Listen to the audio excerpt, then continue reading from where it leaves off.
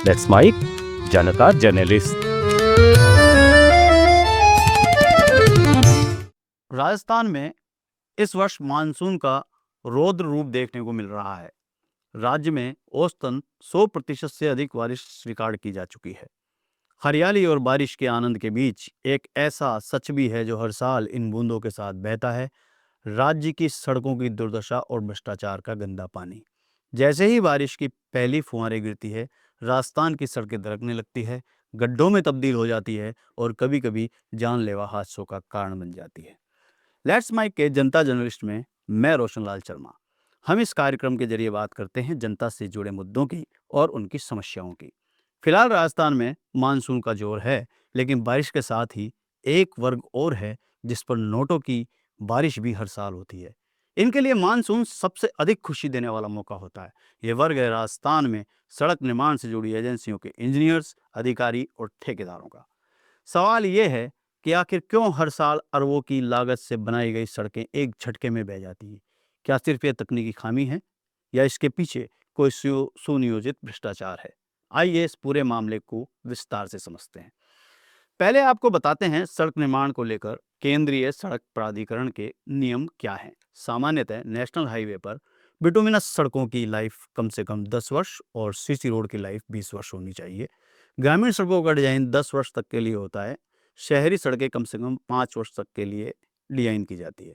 सड़क निर्माण के बाद डिफेक्ट लाइबिलिटी पीरियड के तहत निर्माणकर्ता ठेकेदार को नेशनल हाईवे कम से कम 10 वर्ष, शहरी सड़कें कम से कम 2 वर्ष और ग्रामीण सड़कें कम से कम 5 वर्ष संभालनी होती है। इस दौरान ठेकेदार को खराब हुई सड़कें अपने खर्चे पर ठीक करनी होती है। संबंधित ठेकेदार की सिक्योरिटी राशि जब्त कर सकता है विभाग, यदि वह इससे इनकार कर देता है। हो रहा है इसका उल्टा।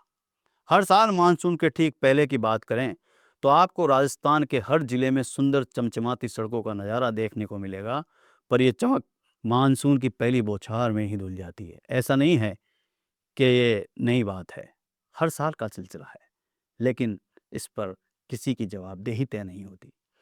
राजधानी जयपुर में मानसून की शुरुआत होते ही जयपुर विकास प्राधिकरण और नगर निगम ने मात्र 5 महीने पहले बनाई गई सड़कों की असलियत सामने ला दी। करीब 123 करोड़ रुपए की लागत से बनी ये सड़कें सिर्फ 2 दिन की बारिश में ध्वस्त हो गई। सवाल उठता है कि जब मानसून सिर पर था तो सिर्फ 5 महीने पहले ही सड़क क्यों बनाई गई? क्या मानसून का इंतजार नहीं किया जा सकता था? मानसून के बाद ये सड़क नहीं बनाई जा सकती? विशेषज्ञ मानते हैं कि थोड़े से पेचवर्क को मानसून के बाद किया जा सकता था, लेकिन ऐसा प्रतीत होता है कि जैसे अधिकारियों को पहले ही बारिश का इंतजार था ताकि फिर से मरम्मत के नाम पर अरबों की बंदरबाट की जा सके। अगला उदाहरण देखिए। भरतपुर जिले में हीरादास गोलपारा बाईपास की हालत बताती है कि सड़क निर्माण में किस स्तर की लापरवाही बरती जा रही है। 5.11 करोड़ की लागत से बनी इस सड़क ने एक मानसून भी ढंग से नहीं झेला और दूसरे मानसून की पहली बारिश में ही उखड़ गई। नतीजा यह हुआ कि इस सड़क पर हादसे और लोग अस्पताल पहुंचे। खाना गोविंदगढ़ क्षेत्र में लगभग 207 किलोमीटर सड़कें पूरी तरीके से क्षतिग्रस्त हो गई। इसके लिए एसडीआरएफ योजना के तहत 1.29 करोड़ रुपए का प्रस्ताव भेजा गया। सवाल ये नहीं है कि मरम्मत क्यों की जा रही है, सवाल यह है कि आखिर पहली बार में ही सड़कों को टिकाऊ और गुणवत्तापूर्ण क्यों नहीं बनाया गया। आइए देखते हैं कि आखिर अधिकारी ऐसा क्या करते हैं कि सड़कों के साथ उनकी तिजोरियों में नोटों की नदियां भी बहती है। दरअसल जो सड़कें जनता के टैक्स से बनती है, उनके निर्माण में जो सामग्री इस्तेमाल की जाती है वह टेक्निकल मापदंडों पर खरी नहीं उतरती। इसकी पुष्टि इंजीनियरिंग विभाग के रिकॉर्ड्स और अधिकारियों की जांच रिपोर्ट से होती है।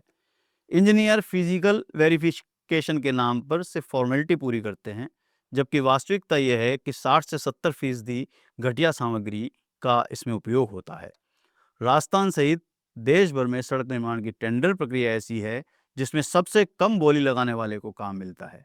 यह नीति, जो कि लोएस्ट बिडर कहलाती है, अक्सर निर्माण की गुणवत्ता के साथ समझौता कर बैठती है। ठेकेदार इतने कम रेट पर काम ले लेते हैं कि मुनाफा निकालने के लिए घटिया सामग्री का ही उन्हें सहारा लेना पड़ता है। राजधानी जयपुर में बारिश के बाद हालात यह होती हैं कि सड़कों पर 6-6 इंच गहरे गड्ढे बन जाते हैं। इस बारिश में तो कई जगह गड्ढे इतने बड़े हैं कि उनमें एक ट्रक समा जाए। इसका सबसे बड़ा कारण यह है कि ड्रेनेज की कोई पुख्ता व्यवस्था नहीं होती। पानी सड़क पर जमा होता है और फिर धीरे धीरे सड़क की परतों को कमजोर कर देता है। अब आपके मन में एक सवाल ये उठता है कि जिम्मेदारों पर कार्रवाई कैसे होती है और क्या होती है। तो हमारे पास एक उदाहरण है। आप कार्रवाई की बानगी देखिए कि वर्ष 2016-17 में जेडीए के इंजीनियरों को सड़क निर्माण के मामले में चार्जशीट और नोटिस जारी हुए थे, क्योंकि 90% मामलों में घटिया सामग्री के सबूत मिले थे। लेकिन नतीजा क्या हुआ? ना किसी की नौकरी गई, ना कोई बड़ा एक्शन हुआ। यही कारण है कि आज भी वही अधिकारी और ठेकेदार बेलगाम होकर फिर वही दोहरा रहे हैं। सरकार के स्तर पर बैठकें होती हैं, निर्देश दिए जाते हैं और सख्त कार्रवाई की चेतावनी दी जाती है, लेकिन हकीकत में उन निर्देशों पर क्या हुआ, इसकी ही मॉनिटरिंग नहीं होती। मुख्यमंत्री भजनलाल शर्मा ने जून 2025 में सार्वजनिक रूप से कहा था कि 10 करोड़ से अधिक की परियोजनाओं में लापरवाही बरतने वाले अधिकारियों पर सख्त कार्रवाई होगी, पर अब तक कोई कार्रवाई सामने नहीं आई। सवाल उठता है, क्या ये सिर्फ दिखावे के लिए थी? सरकार ने हाल ही में 1265 सड़कों की मरम्मत के लिए 650 करोड़ और 2328 सड़कों की स्थायी मरम्मत के लिए 964 करोड़ रुपए की राशि मंजूर की है। लेकिन क्या यह पैसा सही जगह और सही तरीके से खर्च होगा, या फिर वही भ्रष्टाचार की लहर आएगी? जब सरकारी अधिकारी शिकायतों पर ध्यान नहीं देते, तो जनता के पास अब सोशल मीडिया ही एकमात्र मंच बचता है। फेसबुक, ट्विटर, व्हाट्सएप, इन सोशल मीडिया मंच पर वीडियो और फोटो और शिकायतों की भरमार है, लेकिन प्रशासन इस पर भी आंखें मूंद लेता है। जनता के मन में गुस्सा है, लेकिन सुनने वाला कोई नहीं।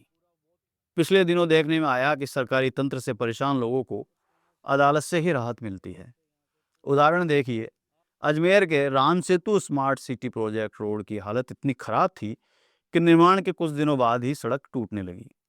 कोर्ट में एक जनहित याचिका दाखिल हुई, कोर्ट ने हस्तक्षेप किया, सड़क कुछ समय के लिए बंद हुई, रिपोर्ट मांगी गई और अंततः एक टोल फ्री नंबर जारी करने का आदेश दिया गया।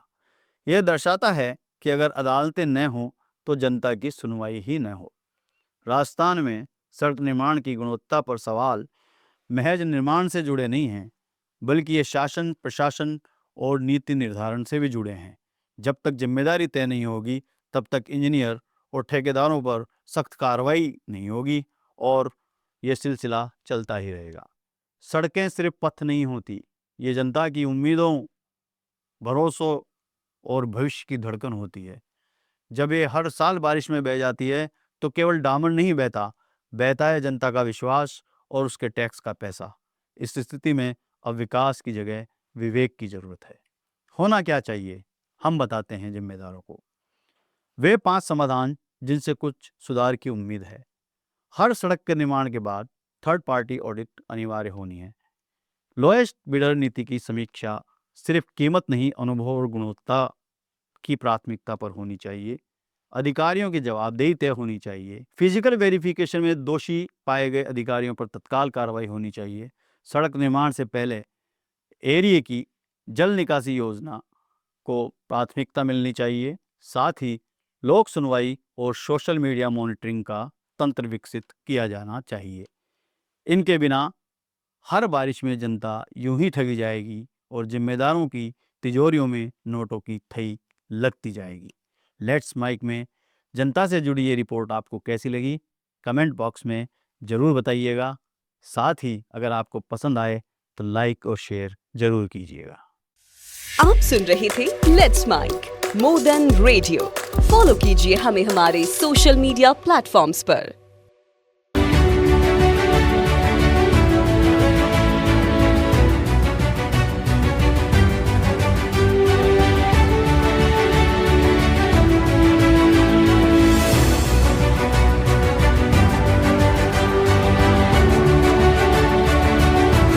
Let's Mic is not just a revolutionary idea. Download the app now from Play Store. Available both on Android and iOS mobile phones.